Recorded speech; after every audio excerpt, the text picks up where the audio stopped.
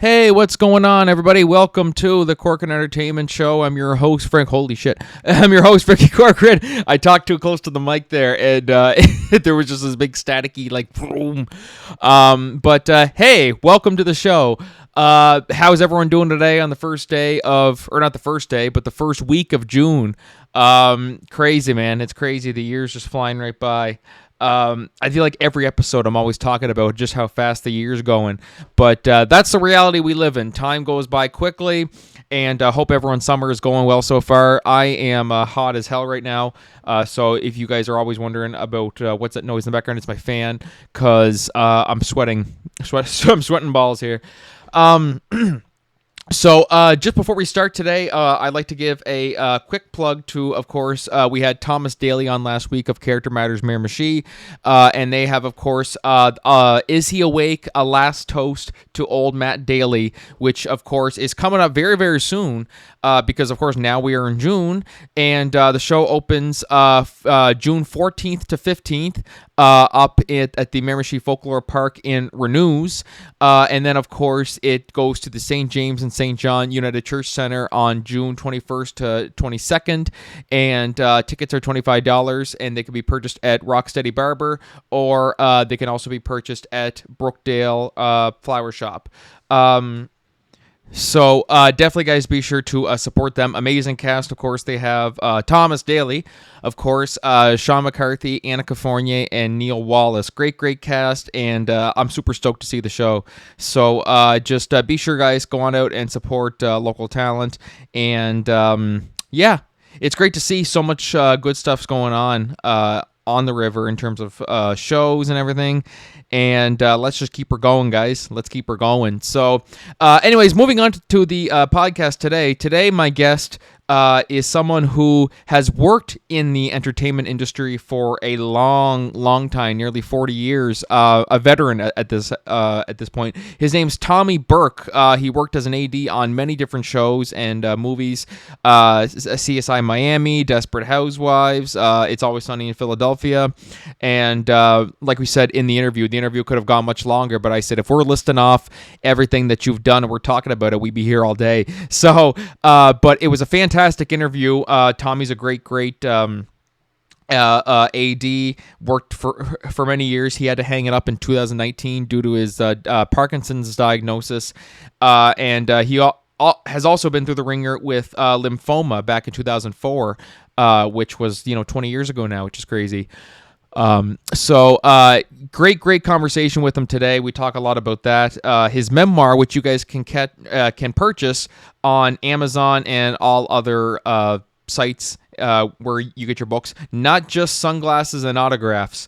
So definitely, guys, be sure to get that. It's a great book, and we talk a lot about that. And later in the show, after the interview, I'm going to review the new Garfield movie with, of course, Chris Pratt and Samuel L. Jackson that just came out, and my thoughts on the new Knives Out 3. We finally got an update on Knives Out 3, which is now called Wake Up Dead Man, a Knives Out mystery. Super excited for that. And anyways, guys, without further ado, just sit back, relax, and enjoy the podcast today.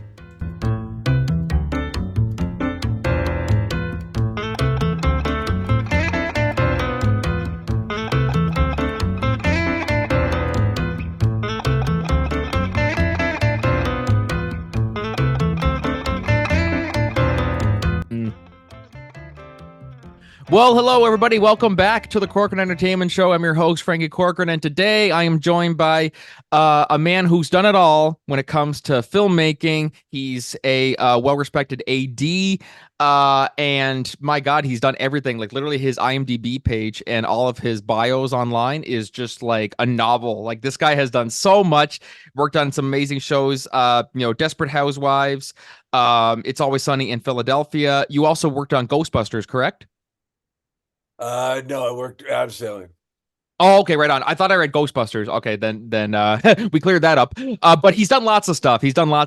And his name is Tommy Burke. Tommy, how's it going? Great. And you tell the audience how I slept through you last night? Yes, yeah.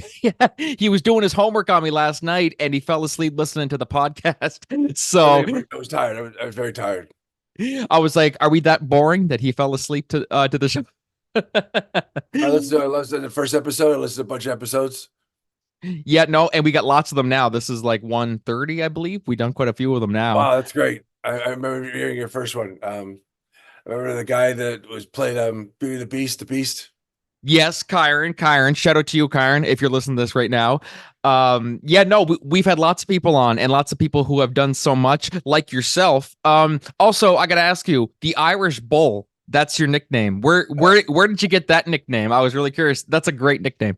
I just well, I just take it. I just grab this when I'm ADing. I just make it happen. I just I don't say ladies will stand by the camera and say, "Why are we going?" I jump out in the middle of the set and go, "We're not shooting. It's my fault. Let's go." The Irish Um, Bull. I think my being as a bouncer and restaurant work helped me, work with people and keep things moving. Irish Bull in the house, guys. I love it. As I said, I mean, Tommy, you've done like everything. I mean, like you've worked on so many shows and movies and everything. You must have met some amazing celebrities along the way. Are there any celebrity encounters or people that you've worked with that really stood out to you over the years? Because I mean, you've been working for. I mean, like you haven't been. You've hung up your spurs, so to speak, back in 2019. But are there any celebrity encounters or celebrities that you work with that really stood out to you over the years? All the people in Chicago PD were great. They were nice. I'm trying to think of other people. It was just a job. I mean, also I'm proud to say I was a kid's prison guard and I worked at a chicken packing plant too. Oh, okay, right on. So the way I see it, which is I do like that about some people where they work with someone like the biggest people in the industry, but to them, but to you guys, it's almost like not even like you guys don't even realize just how big a deal it is because to you, it's like it's just a job. Like, is that kind of how you see it some days? Yeah, I was going to amend the Netflix show. I got to get that on my resume because I couldn't do the second half of it. But it was a lot. I had a lot of famous people that came in and just do stand up. It was amazing. It was amazing. Fantastic. And I mean, like, so you've mainly of all the stuff that you've done, I mean, AD is kind of like is AD is that kind of like the main thing that you call yourself? Like have some people they're like I do all sorts of things, but I want to be recognized as an actor or I want to be recognized as the director. When it comes to you, is it like AD that's like your signature occupation kind of thing? Yeah, Is I that don't what do you'd it. say? I just agree as a job. I mean, I remember once someone asked me in Chicago, they asked me for an autograph. I gave the autograph. I said, I'm nobody, right? I told them, I'm nobody. I'm just a guy who does a job. No, That's exactly. one of my But that's a sticks. good. That is kind of good though, because I mean, it is really, really good to be proud of what you've done, but it's also really, really nice to see how humble people are too. Where to them, it's okay. I mean, maybe we are doing something big, but at the end of the day, we're just doing our job. You know what I mean? Like that's kind of a good way to look at it. And I was kind of curious, working as an AD, what's the most stressful part about that? Because really, the AD that's all you you're making sure that everything's all lined up, you're making sure that everyone's showing up. Like what's the most stressful part about the whole job? I'll tell you exactly what it is. It's putting together the stunt and hoping it goes well. A small thing is you give out the call times and you give an actor only a call time and you're going faster and you don't have the actor there. Yeah, like it's got to be, well, because especially like scheduling wise, like whenever you're like something goes it, shutting down production or halting costs like thousands of dollars like per minute. So it's really your job. You got to make sure that everything is just bang, bang, bang, bang, bang. Are there any particular instances that stand out to you where some people might say, because I think it's a hard job in the sense that some people, I mean, you're just going, you're like, okay, guys, like do this, quiet on set, and people might, I hear some people saying that, like, oh, come on, like they're, just light up, you know what I mean? But at the end of the day, you're making a movie. Sure, it's a movie. You're great to, it's awesome to be there. It's an honor. It's a privilege, but it's also a job at the end of the day. And how do you deal with like some people on set who might say, oh, come on, like, Tommy, you're being too harsh on us, Do you get that a lot? No, because I made it fun. I really made it fun. Oh, awesome. That's good. How'd you make it fun exactly? What'd you do? Just joking around. Well, the jokes I said, we're not shooting because it's my fault. Let's go. Um, another thing I do is I just did other. I we do a scene. I every time I go to the first scene, I go, "This is my favorite scene right here." Then the next scene, I go, "No, no, no, this is my favorite scene." I play that joke all day long. They laugh. Well, it's good. I mean, there's definitely a big difference between okay, like we're having fun, but then we also got to get the job done, and then there's also a difference between that and just constantly shouting blah blah blah blah blah blah. It's like okay, we're doing our thing here, man. Like we're doing our job. Like don't be so hard on us. You're able to find that balance, which is good, and and you have the personality too. You know what I mean? Like I can just tell just by talking to you, which is really really good. So, I mean, between all of that, I mean, you've not just your amazing career. I mean, working on It's Always Sunny, Desperate Housewives, I think CSI Miami you worked on too, if I'm not mistaken. Yeah, like my God, there's too many lists off here. If I was listing them all off, we'd be here for days. I got nowhere to go. There's more to go. Can you list more off? We could just sit here and list my credits for days. Yes. So this will be like a 2 hour long podcast, and then by the end, I'm like, okay, all right. What's the next question? People don't take me seriously. I'm gonna say Um, you like that. I'm gonna give you a compliment. I think you don't like people that put on airs because you're Canadian. Canadian people are straightforward. They're nice. Yeah, we can be. We can be very nice. It's so funny because it's like there's almost that Canadian stereotype where they always just immediately think, oh, Canadians are just too nice. Canadians are just too nice. It's like, oh, yeah. I mean, like we always try to be, the nicest we can, you know? What's bad with that? How's that a bad thing?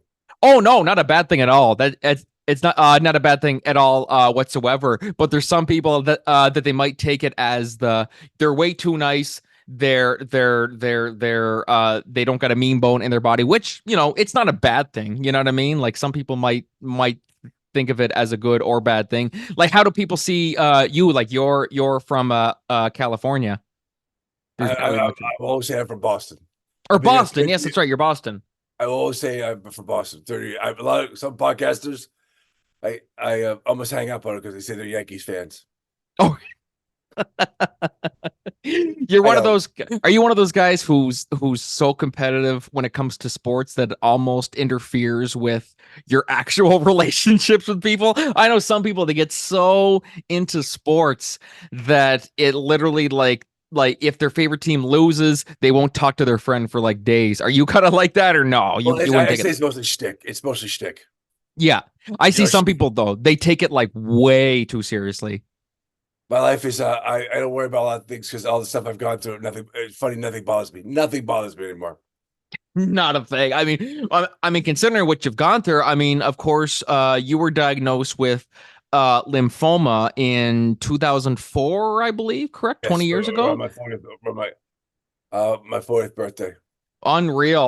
Like lymphoma, and then in 2019, I mean, you kind of had to hang up your AD walkie in 2019 due to your Parkinson's diagnosis.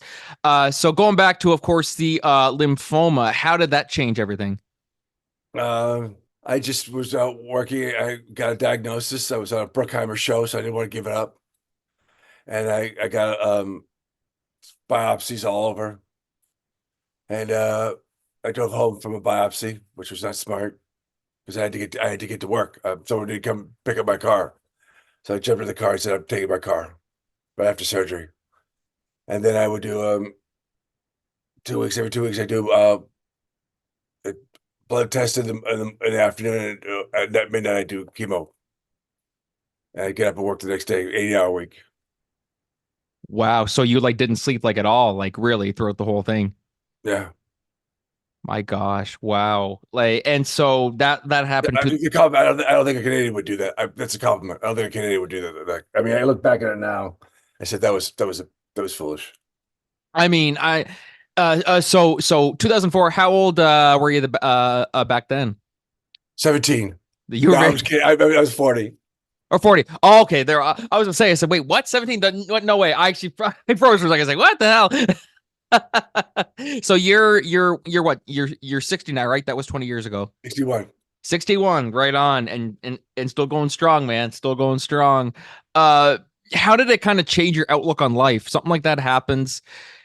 Do you kind of just really have it set in? Because I mean, that happens when you're 40. You're still like, it's still young. Like that's still very, very young. People who are dying at that age, you just think like, oh my God, they still had so much more life to live. How did that change your whole outlook or perspective on things?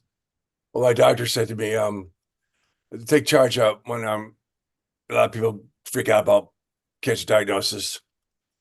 When they had many biopsies because they could figure it out, when they finally got it was cancer, I didn't go to pieces. I just said, "What are we doing about it?" I jumped in and did it. I made it happen. Nothing I could do. If I let go of the job, they get somebody else, and that could have been my big break. Wow. So I mean, like really, it was just go, go, go, go, go. Have you managed to find that balance between, okay, it's good to be stubborn in a way. It's good to be stubborn. It's good to be hardworking, but how did you manage to find that balance between, okay, I also got to make sure I take care of myself because if I work myself to death, what good is that going to do me if I work myself to death if I'm dead? You know what I mean? How did you find that balance after that? The funny part is, I did the chemo and I did radiation. I couldn't do it. Radiation was every weekday, so I couldn't do that. So I quit. I finally said I had to step out and say I got to do radiation every day, and they pulled the plug on the show next week.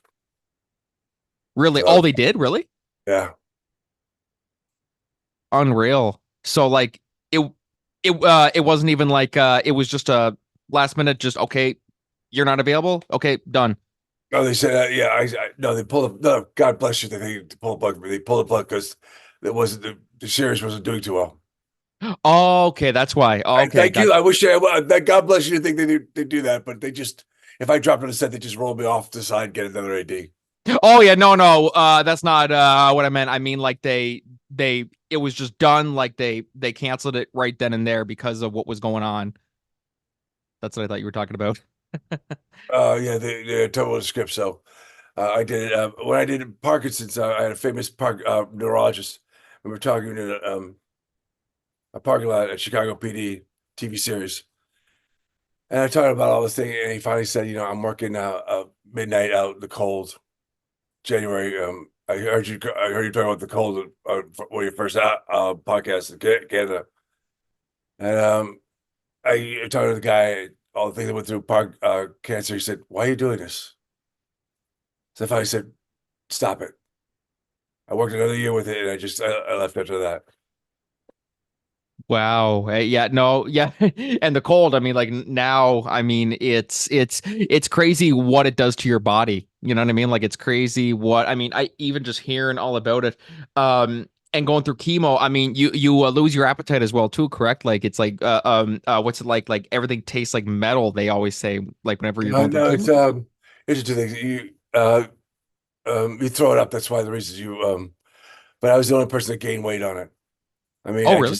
there's so much food there, and they gave me great nausea medicine, so I did pretty well. I got out in the book. You'll see. I cut my hair real short. I never lost all of it, but you can see it's like having thinning hair.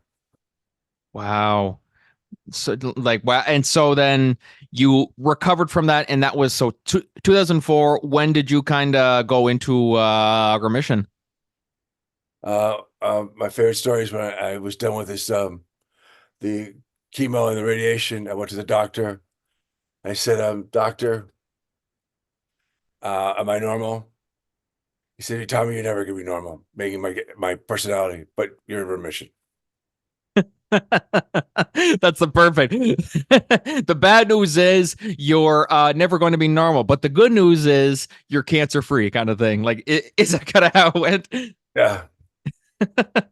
That's good. I like that. I like that a lot. That's a good way. And like you said, like you were talking about earlier, like with your with being an AD and how uh some people can just immediately see them as, oh, they're being a dick, they're being this and that because they're shouting and shouting, but really they got, schedules to follow and everything. There's a lot of money on the line.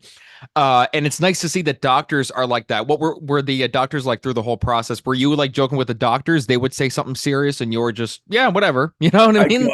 I go to the doctor's office and a big cancer clinic. And I say his name is Rosenfeld. I call him Rosie, and the nurse is like, "You can't call him that." I go, "Why not? I'm paying him." So I call him Rosie. That's good. That's good. And they would exchange in the banter as well too. Like they would go back. No, he didn't have much of a sense of. I remember once saying to him, um, at one of my visits, I said, "How many times a week do you tell people I'm sorry? That's all there is." Because how many times a day I tell people. So I don't think there's a lot of joys there. I mean, uh, yeah, one of the workers told me they had a birthday cake for someone, and they sang happy birthday to him. The clients were mad because they were celebrating a birthday in the office. I mean, I was too stupid to know what I was getting myself into, but it's pretty harsh. Oh, absolutely. Absolutely. So of course, I mean, after the lymphoma and you were still working after that, you kind of had to hang up your AD walkie in 2019 when you were diagnosed with Parkinson's. So how did? I like that imagery. Hanging up your walkie. Oh, yes, that's right. Yes, no, that's it. That's one way to say it, eh? So what was it like? So was it you who made the call and pulled the plug, or was it like the doctors? Like, how did that? They didn't understand. I don't think they figured it out. They knew what to do. I did another year. And I fired. Also, I'm doing stunts. Even if someone screws up the stunt, it's not my fault. They'll say, "Well, this guy had Parkinson's. It was his fault." So I didn't want to get in the middle of that. Like liability issues, right? Like that's kind of where that Yeah, all there's always finger pointing. There's always a lot of finger pointing too. Oh, absolutely. And I mean it's tough. It really, really is tough. And I mean I mean I haven't met anybody. I mean like nobody that I know of really has Parkinson's. God bless. I know of people who have it, but I mean I've never had anybody in my life personally who has had it, so it's kind of hard for me to I'm relate in your to. life now. I'm in your You're life my now. life. Yes, exactly. Exactly. Okay, so now I can say that I have one person in my life who has Parkinson's. So that's something there. So what's your support system like? I mean, like you got some friends, family, stuff like that, and how was it an adjustment for them and just Well, ever since the whole thing happened? they went through cancer. They say, stay out of my way. I'm not much of a asking for help. So I stayed in Redondo Beach, right by the ocean. I do little projects. The best thing is this book because it keeps me motivated to do something. And I said I wrote a book just to write a book because it helped me, have something to do every day. just helps you stay busy. You know what I mean? Because everyone they find some sort of creative satisfaction in writing or singing or acting or directing, like whatever they do in your work. But I mean, if you can't go to work and do your AD job, then you're like, what else can I do? Okay, well, I can write a book. So tell us about this book. It's fantastic. I've went through the first half of it. Not just sunglasses and autographs. What can you tell us about this book? It's about how I got in the business, how I screwed up a lot. I got fired a lot. I just kept coming back. I mean, it's not one of those books where I talk about I, went up the ranks real easy. I got fired, got my car stolen, got fired again. I've had a gun pointed at me. I worked at a kid's prison guard. There's some of the stories. What? Yeah, no, it's fantastic stuff. And one of the things I love about it is that failure, it's great to write about the failure. Like you said, you didn't want to write about just the highs and lows, or sorry, you didn't want to write about just the highs where I did this and I got this job here, blah blah blah blah blah blah. Because people who are reading it are just gonna like, okay, if it's not going that way for me, like you want to inspire people to do the same thing. And if your story is just, well, I got this, and you don't say any of the bad, that really isn't too inspiring. I mean, like the ones that are inspiring to me are we hear of the stories like Harrison Ford. He's 30 years old. He was a carpenter. We see Samuel L. Jackson. He didn't get his first major role till he was 40. Like some people just think that it will come right to them like that. A quick Were segue. When I was on the Man thing, was Samuel Jackson came and he was done with his shooting and he came out. People taking pictures of me. He said, "My my my award was." He said to me, "I did a great job. That was great." oh, wait, Samuel Jackson. Really? Yeah, Wow, eh? yeah. That's gonna be like one of the best celebrity encounters. But for you, it's like, was it like, oh my God, I'm meeting Samuel L. Jackson, or was it just it's a job, you know? I never took pictures with a lot of people, stars, because it's not really it's frowned upon as an AD. But I knew that was the end. I was coming to the end of my work life, so I took a picture. I took a picture of Diane Lane. I took a picture with a lot of people. And I mean, like Samuel L. Jackson wants a picture. I mean, like, my God, I mean, like that's something like you can't. I know. I asked him for. He's not that. I asked him for a picture. Oh, you asked him. Oh, okay, right. Yeah. But still, though, I mean, yeah, Samuel L. Jackson can go around now and say, "Hey, guess who I got a picture with? Tommy Burke." Yeah, you know what I mean? Like that's a good thing. For your lips to God's ears. Have you done any film work, so to speak? You do all theater? I did a little bit of TV work. We had some sitcoms that were filmed locally around here that aired on Bell 5 TV1, Bread Out of Water, and O'Donnell's. And did some extra work on there, which it was a lot of fun actually. And that was the first time that I ever did anything with film and stuff like that. The closest thing I ever did to film was just doing some stuff in school, like for projects and stuff like that. So it was nice to be on an actual real set with professionals and, cameras and craft services. It was really, really cool to do that and see how it's done. But aside from that, I mean, like, I thought about, somewhere down the line doing a movie. I mean, like that's something that's always been a dream of mine. And yeah, one of these days it's something to think about. In the book, there's a glossary of all the different film terms. It speaks matter of factly. I'm not one of those. The great thing about people say about the book, which is a very big deal for me, they said the book's like talking to me over a beer. It's very conversational. Yes, It, very. yeah, Even just reading like the first paragraph, you can just tell because like now I can read it in your voice. Like now there's something about it where I'm like this is really coming from the heart. And then once you know the person too, it just makes it that much more deeper. It gives it so much more meaning to it as well. And so you wrote the book in what year again did you write that book? like 4 years ago, I think. Oh, okay. Do you have any 3 more years coming ago. up or Is that? any more books in the making or Well, this is the tough part is getting this book out. I mean, I'm not trying. I don't want. I'm not trying to be famous. I just want people to read it and get something out of it. I've tons of stories, tons of other stories, but I want this book to be semi-successful.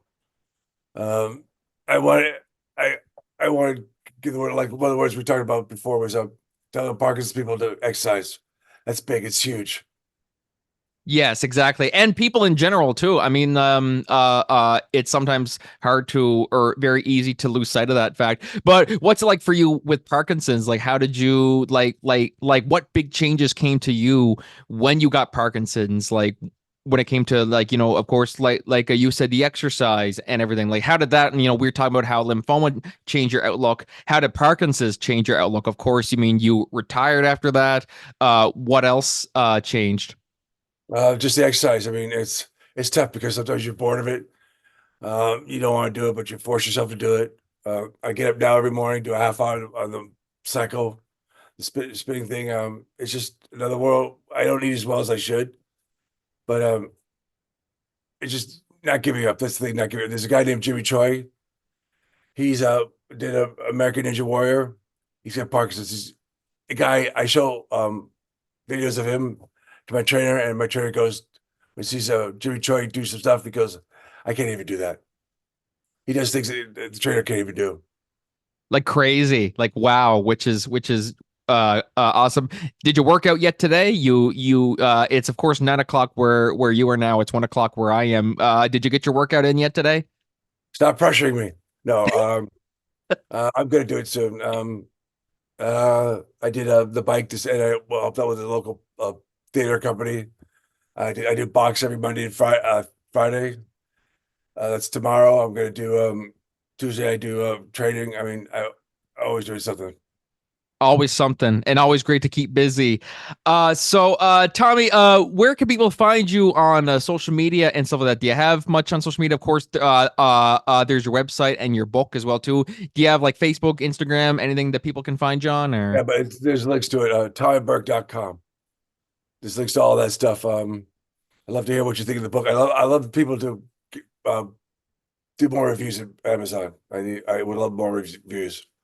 Yes, absolutely, absolutely, and you will certainly get one from me as well. So, guys, be sure to get Tommy Burke's book. The book is called "Not Just Sunglasses and Autographs." So definitely be sure to get that on Amazon and everywhere where you get your books, and also be sure to leave a nice 5-star review. And Tommy, thank you so much for coming on to the show today. It was a blast chat with you. Very, very inspirational. Congratulations on all your success. Do you have any? So if there's anybody listening who has some sort of disability that might be keeping them down and making them feel like they can't do much, what would you say to those people? I mean, one of the things that my head jerks. A lot of people don't, but Parkinson's don't get out because they worry about the head jerking. I tell everyone I have Parkinson's, I'm proud of it. Now, I'm not proud is the wrong word, but I own it, which is a smart thing. I want people to think that Parkinson's is like an embarrassing disease. Just keep at it. And you should hear the American government just recognized Parkinson's as a major disease. They're going to try to make a national cause about it. Well, yeah, no, like nothing to be ashamed of. They say that's your superpower, disability. That's your superpower. They always say, and I mean, like the way you see it, you're like, it's not even a disability. It's just it's not taking it down. Like, look, you're here right now. You're here right now. You're living life, man. You're living life, and it's great to see. So Tommy, thank you so much for coming on today. Congrats on all your success. Excited to see what you do next. And I mean, we're certainly going to stay in touch. But hope you enjoy the rest of your day, and also have a great workout as well too. Thanks so much. All right, guys, we are going to take a short break. We'll be right back. But until then, this is Franky and Tommy Burke signing off. Have a good one, man.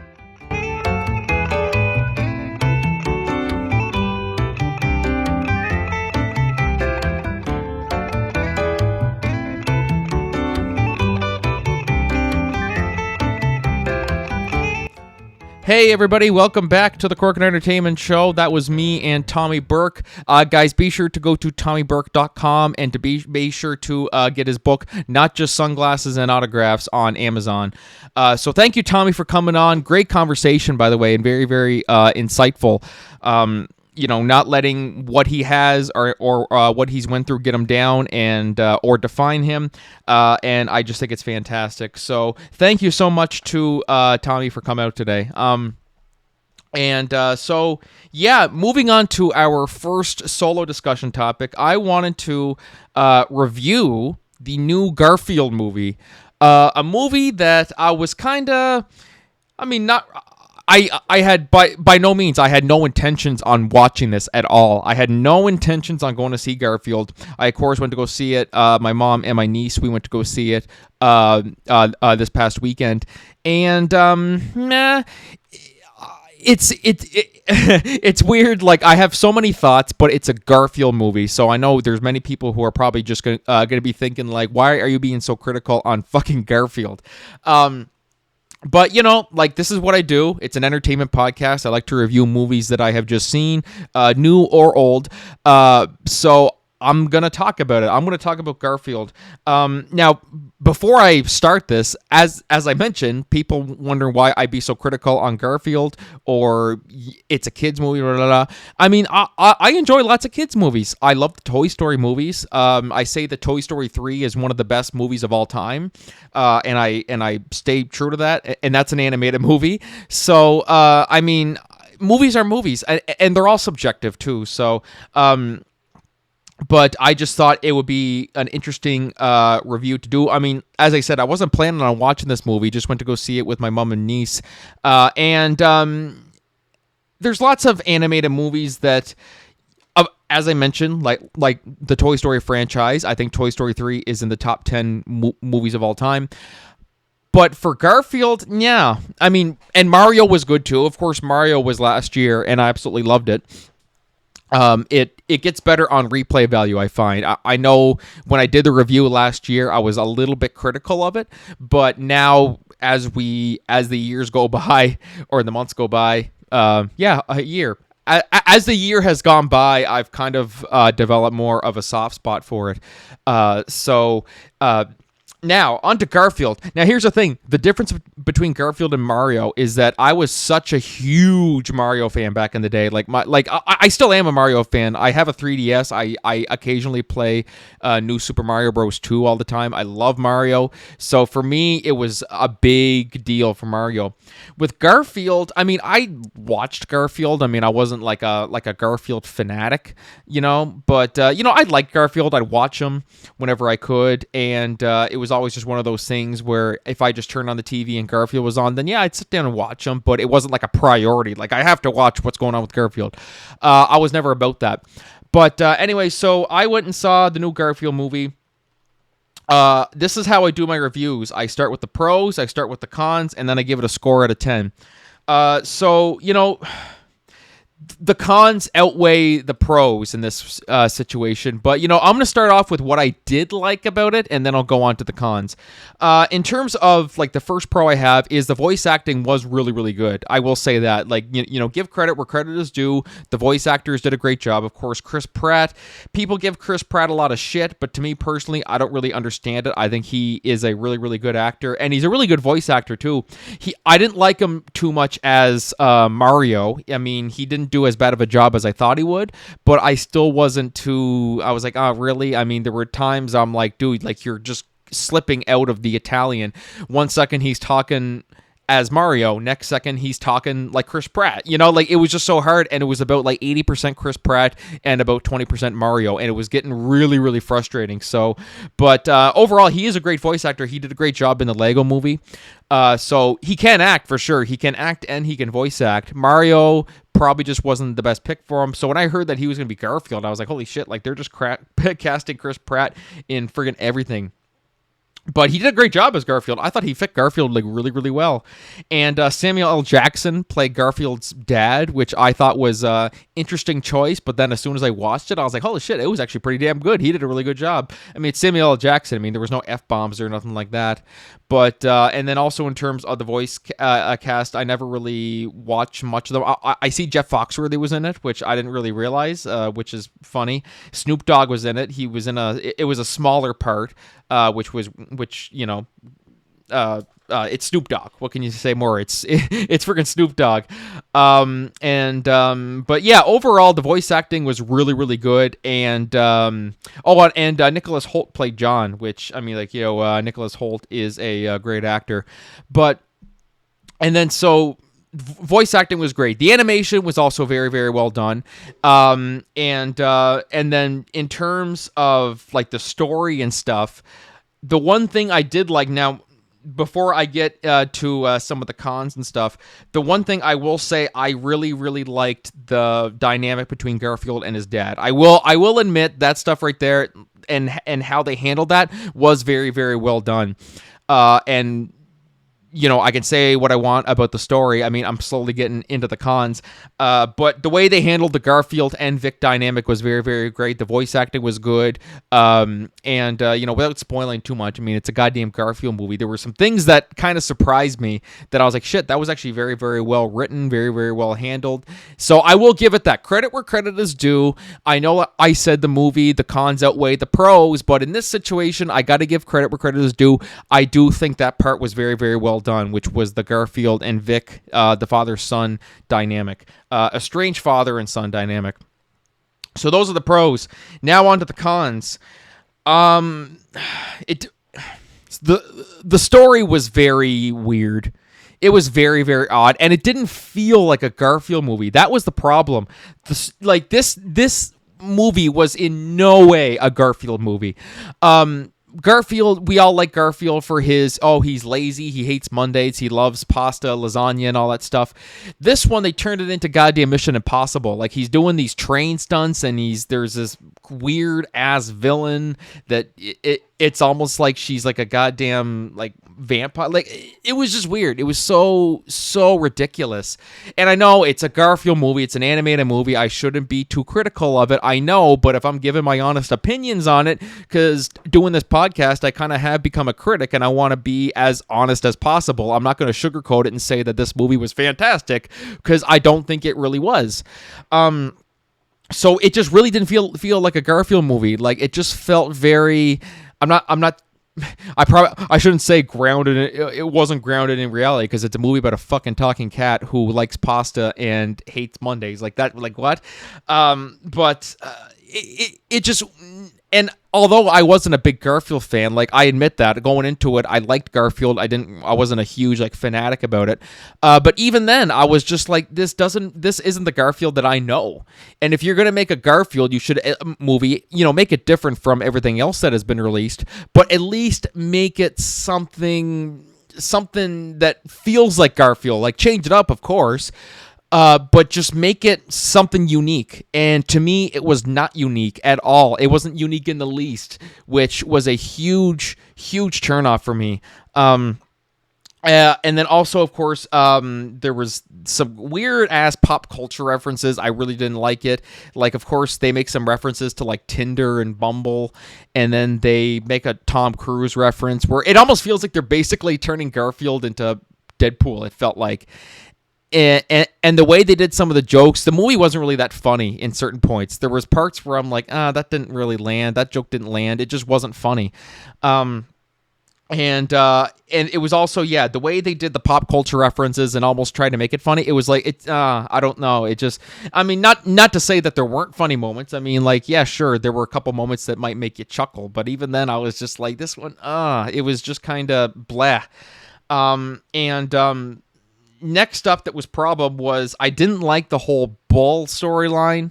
There's a character in there who's a bull that, they kind of have to, that's kind of they have to rescue, basically. They have to rescue, rescue. They have to steal the milk from this farm, and I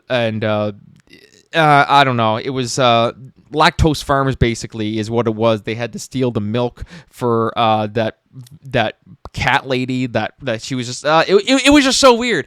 And it was like they were given a big arc to that bull. I'm like, I don't give a flying fuck about the bull. I really don't. So yeah, that was kind of just weird. And that I thought they focused too much on that, and I'm like, I get it. If you're doing a Garfield movie, you also wanted to develop the characters around you, but I don't know. There was something about it. I just didn't care about the bull. I could give two shits about what was going on with him. And then so also it was just kind of boring. In a way, it just, I don't know. And I know people might say, well, why was it boring? I don't know. I knew that it was also bad. My 6-year-old niece, who loves these types of movies, said 15 minutes in, is it over yet? No, it just started. We're 15 minutes in. That's how you know it's bad. She loves these types of movies, and even 15 minutes in, she was asking, "Is it done? Can we go home?" Like, that was just, so it's kind of hard to say, like, oh, the movie was boring. Well, why was it boring? I don't know. There was just something about it. It started off okay, where we kind of saw Garfield's backstory, and then once it got into this, that Persian cat woman who was the villain, who was like, "Mwahaha," like, fuck, it was just so weird. It was so stupid.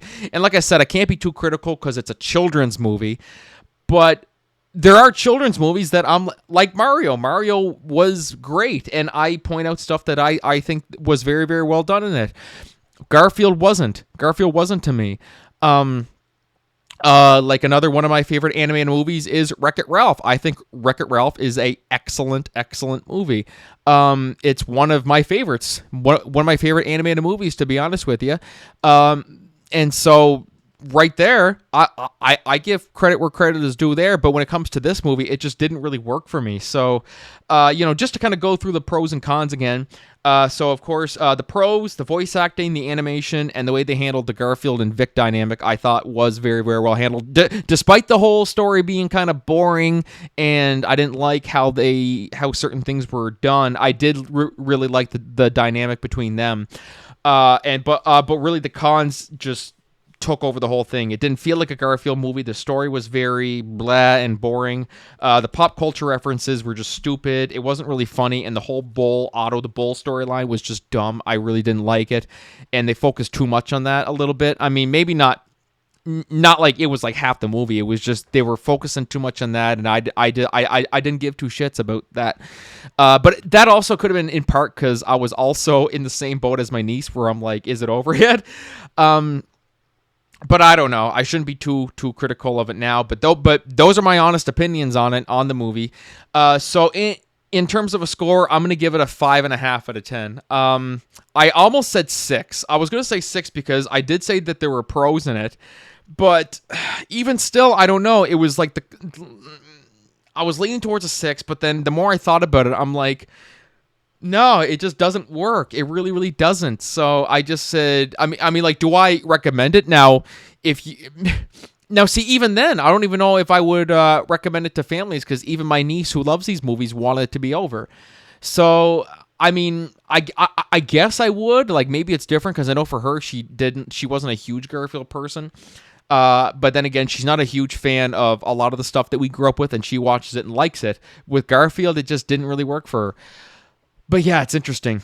That's my thoughts on the Garfield movie. 5.5 out of 10. It was very, very meh. I wouldn't really recommend it. I mean, if you like Garfield, sure. But as a movie, I was just like, if you're a Garfield fan and you're expecting like a, good Garfield movie, like, oh, like that's my favorite cat, then you're probably not going to like it because there were lots of problems with it. And it didn't feel at all like a Garfield movie. It felt like you were just watching Mission Impossible or, some weird like Jackie Chan movie with Garfield just as the main fucking character. So anyways, that's my review on the Garfield movie. 5.5 out of 10. Call me a critic, call me whatever you want. I don't care. I'm just giving you my honest opinion on it. It has a 37% on Rotten Tomatoes. I think, okay, yeah, that makes sense. I was kind of going into it expecting like, maybe mediocre at best. And well, here we are. Anyways, guys, be sure to hop on social media and all that. Let me know your thoughts on the movie. And so moving on to a movie franchise that I am very passionate about. I figured I'd save the best for last. I wouldn't want to be all excited and then bum you guys out and then leave you guys down for the rest of the podcast. So we are going to talk about the Knives Out. So Knives Out is without a doubt. There's only 2 movies in it right now, but it's shaping up to be right now like one of my favorite franchises. Oh my God, I love these 2 movies. Knives Out, the first one was such a big surprise. It was absolutely fantastic. Like, I'm blown away by how freaking good the first Knives Out was. Glass Onion was still good. It was great. It wasn't as good as the first one, but I mean, that's not to detract from Glass Onion at all because both movies are brilliant. And so I am so looking forward to now. I mean, like, we've known for a while that, of course, like, after Knives Out 1 was released, we knew that they were going to be making 2 more. Now we have some more information. We haven't really heard much after Glass Onion came out. We heard, like, bits and pieces throughout about Knives Out 3 that, Rian Johnson was talking about, working on the script now, but with the, the strike and stuff like that. We knew that Daniel Craig was coming back, of course, as Benoit Blanc. So we didn't really know much more about Knives Out 3, like what was going on with it, when it would be released. But now we have some news. So the new movie is Wake Up Dead Man, a Knives Out mystery. starting to film in 2024, and it will be released to Netflix in 2025. So this article is from Vulture. It says, new suspects have arrived for Wake Up Dead Man. Baby, wake up! A new Knives Out mystery has been announced. On May 24th, director Rian Johnson shared that the next one is in the works, and Daniel Craig will return as Detective Benoit Blanc through a teaser on Twitter. He revealed the next installment will be called Wake Up Dead Man, continuing the tradition of naming films after rock songs. The movie will reportedly begin production in June and will be Blanc's most dangerous case yet. Oh, sorry, I said fall. Sorry, June. I thought I read it was the fall, but anyway, I'm I can't read, I guess. Will Matt Berry finally link up with Johnson, bringing the danger to a group of presumably wealthy rich people? Not quite, but we do know the first people who will be joining Detective Blanc for his latest case. Below is everything we know about Wake Up Dead Man, a Knives Out mystery. And so, who are the suspects? We have our two first confirmed actors for the film. So challengers, Josh O'Connor has been cast in the movie with a knife. Yay. But there are no rats that can cook. Boo. Okay. At least not yet. He and Priscilla's Kaylee Spaney are cast as the first suspects or victims for Johnson's newest mystery, Vulture confirms. There are no details yet on what their roles will exactly be, but they make a very cute golden retriever black cat couple that has a few secrets in their back pocket or in their chef's hat. What's on Netflix alleges that Lindsay Lohan and Tom Hardy are also in talks to star, but nothing has been confirmed. Wow, that's awesome. That's awesome. That would be great, to see Tom Hardy as well, and Lindsay Lohan. Lindsay Lohan, I mean, say whatever you want about Lindsay Lohan. She is very, very talented. So, I'd be very excited to see. Now, they say it's allegedly she's coming, so we don't know if it's not 100% confirmed. But Tom Hardy, though, that excites me. I never really knew much about Josh Connor and Kaylee Spaney, but, I mean, if Rian Johnson casted them, then that's, it's pretty good because he casts these movies to a T. And this is also one thing I love about these franchises, too, is that it's a writer, director, producer making these films. Like, it's the vision of one man. That's what I love about it. And it's funny that actually, when I first saw Glass Onion, that's when I wanted to do our production of Death Costs Dearly back in March 2022. And it's funny that this comes out now because I've written another one that we're going to do within the next year. And so this just gets me more excited to do that because it's just getting me back on a murder mystery. I love that Agatha Christie type. I've acted it in lots of them before. It says, when can we start sleuthing? The mystery will arrive to Netflix sometime in 2025. So if they're starting to film in June, I'm going to guess maybe, it's kind of hard to say, maybe January, February-ish, maybe. It's kind of hard to say. But either way, I mean, take as long as you want. I mean, I absolutely love this franchise. I'm willing to wait as long as humanly possible for this film. I mean, quality over quantity in this case. And so I know that they've confirmed that there's, after the first Knives Out, they said 2 and 3 are confirmed. We didn't hear if they're going to do a fourth one. I mean, I absolutely hope they continue to do these until either Rian Johnson croaks or Daniel Craig croaks, or like, I don't know. Like, I love this franchise so much. They can get so much out of this series.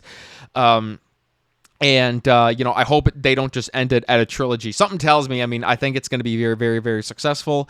And I think they are going to make it worth, well worth the price of, I mean, God, I think Netflix paid $250 million not to make the movie. They bought the rights for it for $250 million.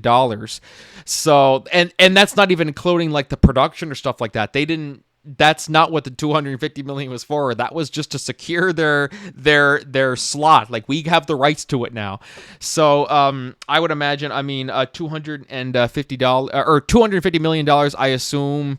I mean, like, that's $125 million per film. So regardless, I don't know if they're putting money towards, like, if that goes towards their budget or what, but I don't care. We're getting more Knives Out, and I could not be more excited. Wake Up Dead Man. Honestly, I'd be completely content if that was all we knew about it. Like, if we didn't hear anything else about it and that was it, I'd be fine because this already has me excited. You just put Knives Out, you put Rian Johnson writing, directing. I'm all in 100%. People give him shit because of the Star Wars thing. I don't care what anybody says. Rian Johnson also directed, I think, the best episode of TV in Ozymandias from Breaking Bad. So I have complete faith in anything that Rian Johnson does at this point. He's just delivered 2 excellent films, and Wake Up Dead Man doesn't sound any differently. So anyways, guys, that's my thoughts on the new Knives Out movie. I couldn't be more excited, and definitely be sure to let me know your thoughts. And by the way, if you guys haven't seen any of the Knives Out movies, please do yourself a solid. You will not regret it. They are absolutely fantastic films that will keep you entertained through and through. And also keep away from spoilers. You don't want these movies to get spoiled because there's some twists that come out that I think will just completely surprise you. I mean, much like any murder mystery is like that. But I mean, these ones in particular. I mean, this is the new Agatha Christie. We don't get much of this nowadays. So it's definitely worth going in with a blank slate. Going in just not knowing anything about it. That's how you should watch these movies. So anyways, guys, that's going to do it for the podcast today. I want to thank my guest, Tommy Burke. Go on his website, tommyburke.com, and read his book, Not Just Sunglasses and Autographs, on Amazon. And thank you guys so much for listening to the podcast today. And we're going to call it here. We'll see you guys next week for lots more entertainment, goodness, and some amazing guests. Great to keep on doing this. It really, really is. I love doing this podcast. So as long as people like it, and as long as I feel the drive, which I I feel fine, I feel healthy, I'm good for the long haul. So anyways, guys, thank you so much. We'll see you next time. Until then, this is Franky signing off. Have a great week, everybody.